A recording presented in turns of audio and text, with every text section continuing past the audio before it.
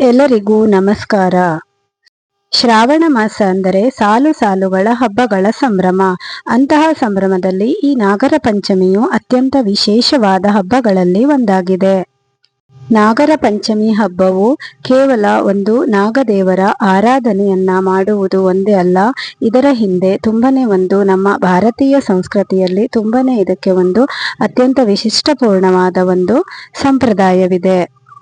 ಹಾಗಾದರೆ ನಾಗರ ಪಂಚಮಿಯನ್ನ ಯಾಕೆ ಆಚರಿಸುತ್ತಾರೆ ಮತ್ತೆ ಅದರ ಹಿನ್ನೆಲೆ ಏನು, ಹಾಗೆಯೇ ಈ ಆಚರಣೆಯ ವಿಶೇಷತೆ ಏನು ಅಂತ ಈ ವಿಡಿಯೋದಲ್ಲಿ ನೋಡೋಣ. ನಾಗರ ಪಂಚಮಿ ಅಂದ್ರೆ ಏನು? ನಾಗರ ಪಂಚಮಿಯು ಶ್ರಾವಣ ಮಾಸದ ಶುಕ್ಲ ಪಕ್ಷದ ಪಂಚಮಿಯಂದು ಇದನ್ನ ಆಚರಿಸಲಾಗುತ್ತದೆ. ಅತ್ಯಂತ ಸಂಭ್ರಮದಿಂದ ಈ ಒಂದು ನಾಗದೇವರನ್ನ ವಿಶೇಷವಾಗಿ ಭಕ್ತರು ಇಲ್ಲಿ ಆರಾಧನೆಯನ್ನ ಮಾಡುತ್ತಾರೆ. ನಮ್ಮ ಸನಾತನ ಹಿಂದೂ ಸಂಪ್ರದಾಯದಲ್ಲಿ ಈ ಒಂದು ನಾಗದೇವರಿಗೆ ಅತ್ಯಂತ ವಿಶಿಷ್ಟವಾದ ಒಂದು ಸ್ಥಾನವಿದೆ. ಶಿವನ ಕಂಠದಲ್ಲಿರುವ ನಾಗ, ಮಹಾವಿಷ್ಣುವಿನ ಶೇಷನಾಗುವ ರೂಪ, ಇವೆಲ್ಲವೂ ನಾಗರಿಗೆ ನಮ್ಮ ಧಾರ್ಮಿಕ ಪರಂಪರೆಯಲ್ಲಿ ಇರುವ ಮಹತ್ವವನ್ನ ತೋರಿಸುತ್ತದೆ. ನಾಗರ ಪಂಚಮಿಯಂದು ನಾಗರ ಕಲ್ಲು, ನಾಗದೇವತೆಯ ವಿಗ್ರಹ ಅಥವಾ ಚಿತ್ರಕ್ಕೆ ಪೂಜೆ ಸಲ್ಲಿಸಿ ಕುಟುಂಬದ ಕ್ಷೇಮ, ಆರೋಗ್ಯ, ಸಂತೋಷ ಮತ್ತು ಸಮೃದ್ಧಿಗಾಗಿ ಪ್ರಾರ್ಥಿಸುವ ಸಂಪ್ರದಾಯವಿದೆ. ನಾಗರ ಪಂಚಮಿಯ ಮಹತ್ವ. ನಾಗರ ಪಂಚಮಿ ಪ್ರಮುಖ ಅರ್ಥಗಳಲ್ಲಿ ಒಂದು ಪ್ರಕೃತಿಯಲ್ಲಿರುವ ಪ್ರತಿಯೊಂದು ಜೀವಿಗೂ ಗೌರವ ನೀಡುವುದು. ಹಾವುಗಳು ನಮ್ಮ ಪರಿಸರ ವ್ಯವಸ್ಥೆಯ ಒಂದು ಪ್ರಮುಖ ಭಾಗ. ಅವು ಇಲಿಗಳಂತಹ ಕೆಲವು ಜೀವಿಗಳ ಸಂಖ್ಯೆಯನ್ನ ನಿಯಂತ್ರಿಸುವ ಮೂಲಕ ಕೃಷಿಗೂ ಕೂಡ ಸಹಾಯವನ್ನ ಮಾಡುತ್ತದೆ. ಆದ್ದರಿಂದ ನಾಗರ ಪಂಚಮಿ ನಮಗೆ ಪ್ರಕೃತಿಯ ಜೀವಿಗಳನ್ನ ಗೌರವಿಸಬೇಕು ಎಂಬ ಸಂದೇಶವನ್ನ ನೀಡುತ್ತದೆ. ಇನ್ನು ಧಾರ್ಮಿಕ ನಂಬಿಕೆಯ ಪ್ರಕಾರ ನಾಗದೇವತೆಯನ್ನ ಪೂಜಿಸುವುದರಿಂದ ಕುಟುಂಬಕ್ಕೆ ಶುಭ, ಶಾಂತಿ ಮತ್ತು ರಕ್ಷಣೆ ಕೂಡ ದೊರೆಯುತ್ತದೆ ಎಂದು ನಂಬಲಾಗಿದೆ.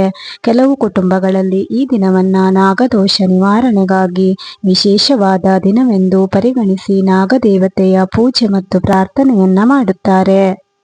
ಹಾಗಾದ್ರೆ ಈ ನಾಗರ ಪಂಚಮಿ ಪೂಜೆಯನ್ನ ಹೇಗೆ ಮಾಡ್ತಾರೆ ಅಂತ ನೋಡೋದಾದ್ರೆ, ನಾಗರ ಪಂಚಮಿಯ ದಿನ ಬೆಳಿಗ್ಗೆ ಬೇಗನೆ ಎದ್ದು ಸ್ನಾನ ಮಾಡಿ ಶುಭ್ರವಾದ ಬಟ್ಟೆಯನ್ನ ಧರಿಸಿ ಮನೆಯನ್ನೆಲ್ಲ ಸ್ವಚ್ಛಗೊಳಿಸಿ ಪೂಜೆಗೆ ಸಿದ್ಧರಾಗುತ್ತಾರೆ.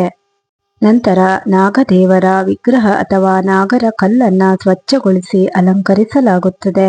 ಅರಿಶಿನ, ಕುಂಕುಮ, ಹೂವು, ಗಂಧ ಇತ್ಯಾದಿಗಳಿಂದ ಪೂಜೆಯನ್ನ ಮಾಡುತ್ತಾರೆ.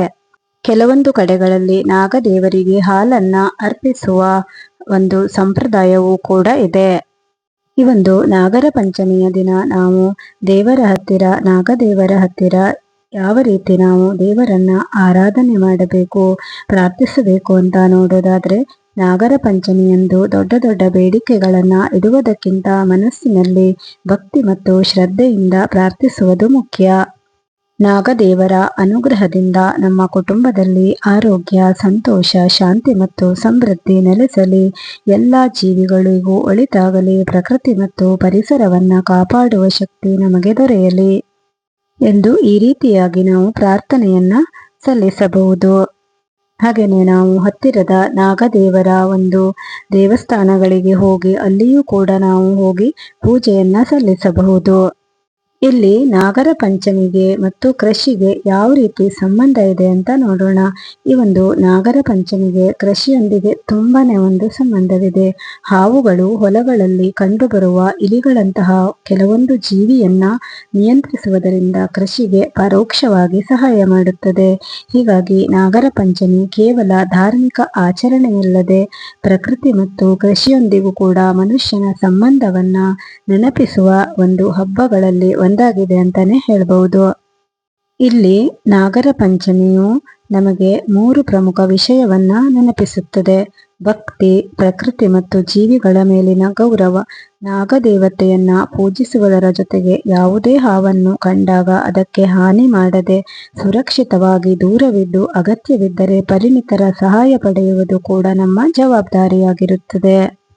ಹಾಗಾಗಿ ಈ ಒಂದು ನಾಗರ ಪಂಚಮಿಯಂದು ನಾಗದೇವತೆಯ ಕೃಪೆ ಎಲ್ಲರ ಮೇಲೂ ಕೂಡ ಇರಲಿ. ಎಲ್ಲರ ಮನೆಗಳಲ್ಲಿ ಆರೋಗ್ಯ, ಸಂತೋಷ, ಶಾಂತಿ ಮತ್ತು ಸಮೃದ್ಧಿ ನೆಲೆಸಲಿ ಎಂದು ಪ್ರಾರ್ಥಿಸೋಣ. ಈ ವಿಡಿಯೋ ನಿಮಗೆ ಇಷ್ಟ ಆದರೆ ದಯವಿಟ್ಟು ನನ್ನ ಚಾನೆಲ್ನ ಸಬ್ಸ್ಕ್ರೈಬ್ ಮಾಡ್ಕೊಳ್ಳಿ. ಹಾಗೆಯೇ ವಿಡಿಯೋಗೊಂದು ಲೈಕ್ ಕೊಡೋದನ್ನ ಮರಿಬೇಡಿ. ಹಾಗೆಯೇ ಈ ವಿಡಿಯೋನ ನಿಮ್ಮ ಫ್ರೆಂಡ್ಸ್ ಆ್ಯಂಡ್ ಫ್ಯಾಮಿಲಿ ಜೊತೆ ಇದನ್ನು ಶೇರ್ ಮಾಡಿ.